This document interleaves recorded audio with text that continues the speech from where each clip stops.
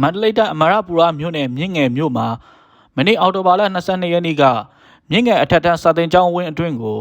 ပြင်ပကနေလူငယ်တဦးဝင်ရောက်ကခိုင်ရန်ဖြစ်ပွားရာမှာကျောင်းသားတဦးနဲ့ကျောင်းသူ2ဦးဓာတ်ထုတ်ခံရမှုဖြစ်ပွားခဲ့တယ်လို့သိရပါတယ်။မနေ့အောက်တိုဘာလနေ့လယ်12:45မိနစ်အချိန်မှာအထက်တန်းကျောင်းမြင့်ငယ်အတွင်းကိုကျောင်းသူ2ဦးရဲ့အကိုဖြစ်တဲ့ဝဝိုင်းဆိုသူဟာညီမဖြစ်သူတန်းအေးဖူးပေးရန်ဆိုပြီးကျောင်းဝင်းအတွင်းဝင်ရောက်လာစဉ်အထက်တန်းကျောင်းသူ2ဦးနဲ့အထက်တန်းကျောင်းသား2ဦးတို့ဖြင့်ခိုက်ရန်ဖြစ်ပွားကလက်ထက်မှတဝက်ပါလာတဲ့ဓာတ်ဖြင့်တိုက်ခိုက်ခဲ့တာကြောင့်ကျောင်းသားကျောင်းသူအချို့ထိခိုက်ဒဏ်ရာရရှိခဲ့တယ်လို့အဖြစ်အပျက်ကိုမြင်တွေ့ခဲ့တဲ့ကျောင်းသားကျောင်းသူတွေကလူထုမြန်မာကိုပြောပါတယ်။အဆိုပါဓာတ်ဖြင့်တိုက်ခိုက်ခဲ့မှုအတွင်းအသက်16နှစ်အရွယ် Grade 11ဝိဇ္ဇာအတွက်ကျောင်းသူမတ်စုမြတ်တို့မှာရာဘက်လေပင်ထိုးသွင်းဒဏ်ရာစိုးရင်ရာအသက်18နှစ်အရွယ် Grade 11ကျောင်းသူမတ်ရွှေစိန်ငိညာဘက်လက်ခုံပြက်ရှဒဏ်ရာမစိုးရင်ရာရာဘက်လေပင်ပြက်ရှဒဏ်ရာမစိုးရင်ရာနဲ့အသက်18နှစ်အရွယ် Grade 11ကျောင်းသား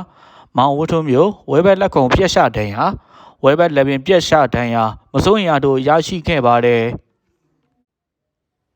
အဲ့ဒီဒဏ်ရာရရှိခဲ့တဲ့ကျောင်းသားကျောင်းသူတွေကိုမန္တလေးပြည်သူ့ဆေးရုံကြီးထံပို့ဆောင်ကုသပေးနေက